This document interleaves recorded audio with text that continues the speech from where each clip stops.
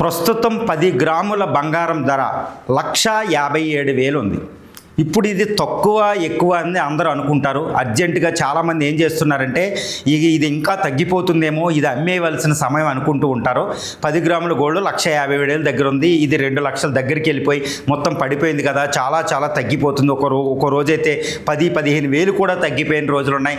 ఇంకా తగ్గిపోతుందని ఒక స్పెక్యులేషన్ బయట ఉందండి. కానీ ఒక్క విషయం జాగ్రత్త గుర్తుపెట్టుకోండి, ఇప్పుడు 1,57,000 అంటే 1,50,000 ప్లస్ ఉన్న ఈ రేట్ అనేది అతి తక్కువ. ఇంతకంటే ఒకవేళ తగ్గినా ఒక 20,000 30,000 తగ్గినా మళ్ళీ అది ట్రెండ్ మాత్రం పెరుగుదలే ఉంటుంది. దీనికి రహస్యం చెప్తాను ఎందుకో. అందువల్ల 1,50,000 దగ్గరికి తగ్గేటప్పటికి వెంటనే బంగారాన్ని కొనేయండి. బంగారాన్ని కొనాలా అమ్మాలనే పరిస్థితి, అసలు బంగారం అమ్మడం అనేది పెట్టుకోవద్దు. బంగారం 1,57,000 అంటే 50,000లో ఉన్నప్పుడు 50,000 కంటే దిగువకు అనేది ఇంకా వచ్చే అవకాశం లేదు. దిగువకు వచ్చినా అది మళ్ళీ పెరుగుతుంది. మళ్ళీ 1,50,000 నుంచి ఇంకెప్పుడు పెరుగుతూనే ఉంటుందండి.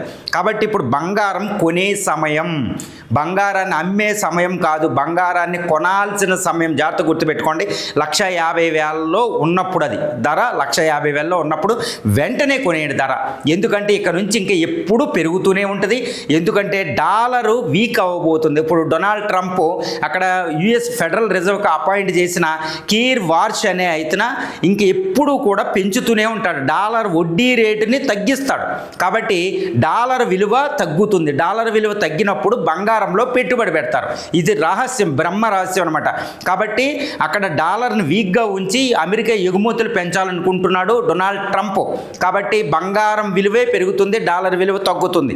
ఇది ఇంటర్నేషనల్. ఇప్పటికీ యునైటెడ్ స్టేట్స్ ఆఫ్ అమెరికాయే కంట్రోల్ చేస్తుంది బంగారం ధర. ఇక్కడ రష్యా, చైనాలు, ఇండియాలు కంట్రోల్ చేస్తాయి అనేది తక్కువ అండి. మనం పొగుడుకుంటాం అంతే. ఎందుకంటే డాలర్ అనేది 80% అక్కడ ఉంది. డాలర్ ఇప్పటికీ ఫారిన్ ఎక్స్చేంజ్ రిజర్వ్స్ వాటిలో 80% కంట్రోల్ చేస్తుంది ఇంటర్నేషనల్ ఫైనాన్షియల్ సిస్టమ్. కాబట్టి బంగారం 1,50,000లో ఉన్నప్పుడే బంగారం కొనండి. ఈ సంవత్సరాంతానికి బంగారం, నేను మళ్ళీ చెప్తున్నానండి, 3 లక్షల పైకే బంగారం వెళ్ళిపోతుంది. తర్వాత ఇంకెప్పుడు పెరుగుదల ఉంటుంది. కాబట్టి జీవితంలోనే అతి తక్కువ రేటు ఈ 1,50,000లోనే.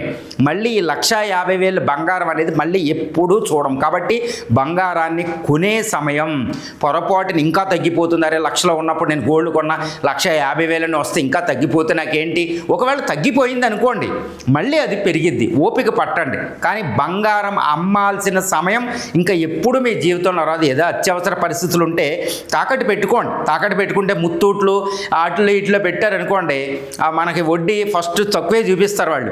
ఒక నెల కట్టకపోతే వడ్డీలు వేస్తూ ఉంటారు వాళ్ళు. కాబట్టి బంగారాన్ని తాకట్టు పెట్టుకుంటే పబ్లిక్ సెక్టర్ అండర్టేకింగ్ బ్యాంక్స్లోనే పెట్టుకోండి. అక్కడ వడ్డీ రేటు ఎప్పుడు మారదు. ఇది ఎప్పుడైనా కావాలంటే మళ్ళీ చెప్తాను.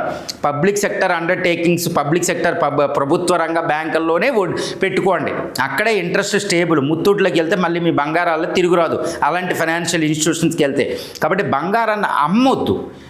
కొనాల్సిన సమయమే. 1,50,000లో రేటు ఉన్నది కొన్నది ప్రస్తుతం ఆ సమయం ఉంది. కొనాల్సిన సమయం. ఎగబడి కొనండి బంగారం. ఎందుకంటే డాలర్ విలువతో బంగారాన్ని లింక్ చేస్తున్నారు. సెంట్రల్ బ్యాంక్స్ కూడా బంగారాన్ని కొనబోతున్నాయి. ఏది ఇండియా బ్రిక్స్ బ్యాంకులు అనేవి.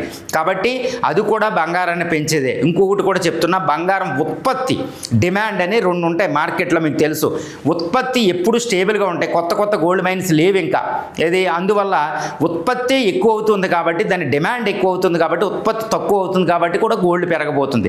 తర్వాత బ్రిక్స్ కరెన్సీ తెస్తున్నారు కాబట్టి ఈ బ్రిక్స్ 10 దేశాలు ఉన్నాయి. ముఖ్యంగా ఇండియా, చైనా, ఈ దేశాలన్నీ కూడా గోల్డే కొనేస్తున్నాయి. కాబట్టి ఈవెన్ ఇండివిజువల్స్ అంటే వ్యక్తులు, కుటుంబాలే కాకుండా ప్రభుత్వాలు కూడా బంగారంలో పెట్టుబడి పెట్టబోతున్నాయి. దీనివల్ల కూడా బంగారం పెరగబోతుంది. కాబట్టి బంగారం రేటు పెరుగుతూనే ఉంటుంది. బంగారం కొనవలసిన అద్భుత సమయం మాత్రం ఇదే.